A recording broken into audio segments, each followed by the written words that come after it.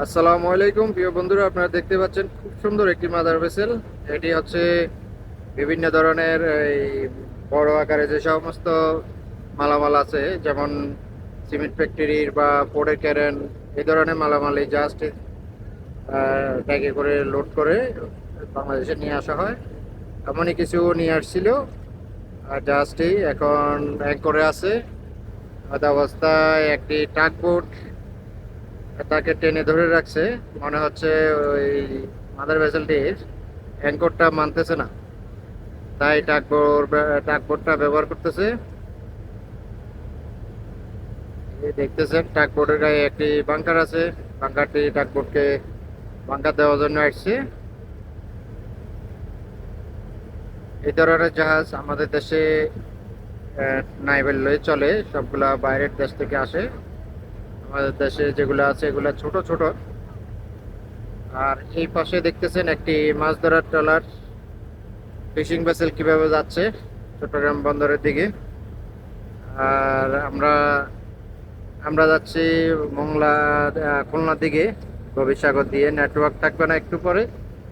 আর এই হচ্ছে বিষয়। এখানে দেখতে পাচ্ছেন এই যে চট্টগ্রাম বন্দরে অ্যাঙ্কর এরিয়াতে অনেকগুলি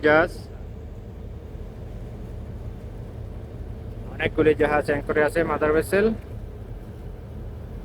আর মাঝে মাঝে জেলেরা আছে, জেলে বাইরে আছে, এই যে দেখা যাচ্ছে জেলে ভাই।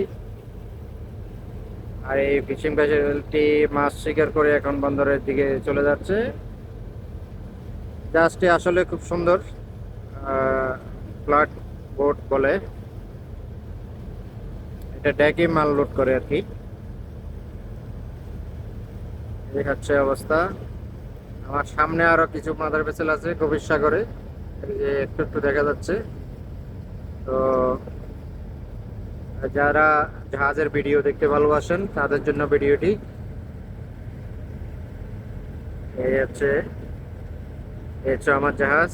আমরা আল্লাহর নাম নিয়ে রওনা করছি। আমরা এখন জাল ফেলাইছি, এই যে জাল নিজেরা খাওয়ার জন্য কিছু গুঁড়া মাছ, এই যে অল্প কিছু শুকানো দিছে। এখানে কিছু বালতিতে আছে। আমাদের বুড়ো মিয়া ডিউটি আছে, মাছ ধরার ডিউটিতে। এই জাহাজটি আবার দেখুন, এখান থেকে এখন খুব ভালো দেখাচ্ছে। আমি আর একটু জুম করার চেষ্টা করতেছি। খুব চমৎকার একটি জাহাজ। এখন কি এটা কি কেটে ফেলবে না চলে যাবে তা শিওর আমাদের জানা নাই, তবে সাগরে দেখতেছি আর কি। বিশেষ করে এরকম জাহাজ যখন আসে আর ফিরে যায় না তেমন একটা, হয়তো স্ক্র্যাপ হিসেবে কিনে প্রথম লাস্ট ট্রিপ হয়তো বাংলাদেশে আসে, এরপরে হয়তো পয়সা খায় না চলে যায়। এই ধরনেরও হতে পারে, এটা শিওর না। এই যে ট্রাক বোট, বিশাল বড় একটি ট্রাক জাহাজ। এই যে দেখতেছেন এই মাদার ভেসেলকে যে ওয়ার দিয়ে আলাদ দিয়ে টেনে ধরে রাখছে।